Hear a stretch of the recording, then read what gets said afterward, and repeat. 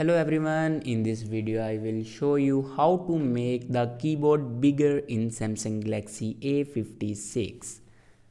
So let's start the video. First of all,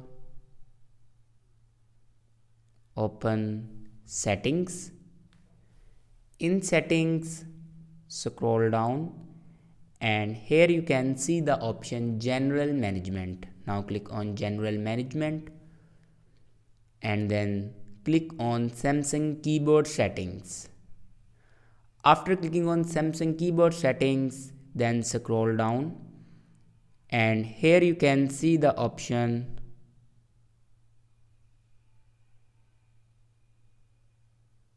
size and transparency. Now click on it. Now here you can increase the size of your keyboard and here you can increase or decrease the size of your keyboard. So this is the way to make the keyboard bigger in Samsung Galaxy A56. I hope this video is helpful for you. Thanks for watching.